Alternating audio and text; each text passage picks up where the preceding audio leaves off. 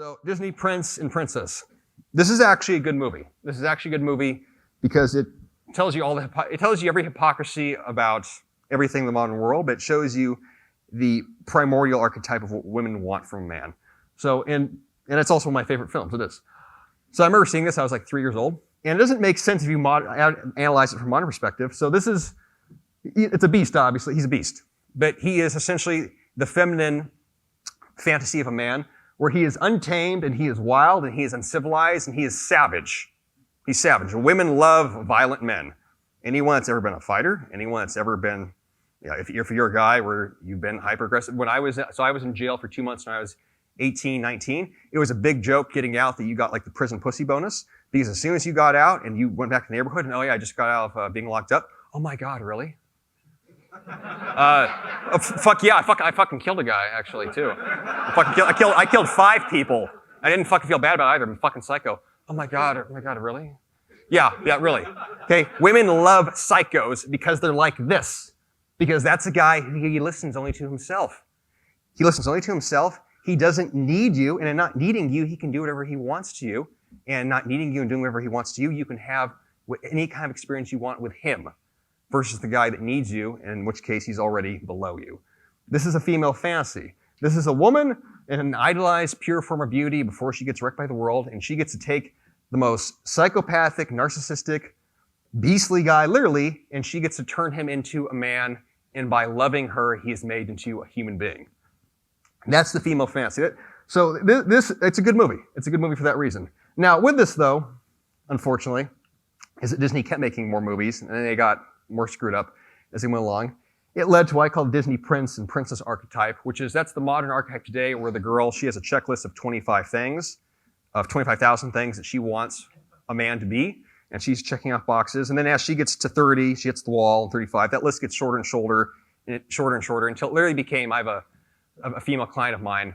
I've known her now for 7 years. So I'll take a sidetrack. So her list, when I met her, she was 30. It was this running list of, I want a good Christian man, and he looks like this, and he's really tall and really attractive, and he's going to treat me this way, and I want him to make this much, and this is what I'd like my house to look like, and I already mentioned my wedding is going to be, and this went on and on and on. You get the idea. You want to know her list is today? Last time I talked to her, I just want somebody that's nice to me. I'm dead serious. That's her list. I just want to meet someone that just is nice to me. That was literally her words. How things change. So, with this, fitting into the archetypes, obviously alpha fucks beta bucks, there is something to this, and this was an idea that I want to talk with Rollo about sometime this weekend since I was exploring it. There's something to this sort of protector impregnator archetype versus provider archetype. So the guys that excel at protecting, let's just say athletes, physically gifted, those are the ones that almost by default get made into alphas by women because they're tall and they're the guy they're the guy that a lot of guys hate, where my girlfriend got stolen by the high school quarterback kind of thing. Everyone, you see that guy, like, if you're not that guy, it's a lot of guys, that piece of shit, he thinks he's fucking cool just because, he gets female attention and I don't. You're idiots. Of course he gets female attention by winning. Okay? Because women make that into an alpha. Because when you're 12 to 20, what's the thing that you look for? Whatever stokes that budding sexuality, which is going to be someone that's primed to breed with. And then, provider archetype, then you get a little bit older and you realize, okay, that guy that can be with anybody he wants, he's choosing me, I'm not choosing him, since that's the real alpha dynamic. The alpha picks, the woman doesn't pick, betas get picked by women. So then you go to more of like the provider archetype, and ideally you get both. Ideally you get the asshole psycho who's crazy and psycho to everybody else but you, but that's not really how things typically happen.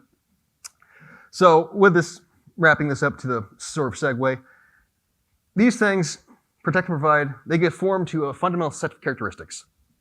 So leadership, you have to be able to lead yourself, and there's an archetype to that. Strength, violence, these two things are always tied together. For those of you guys who suffer from anxiety and you're generally nervous, you want to get out of your own head, go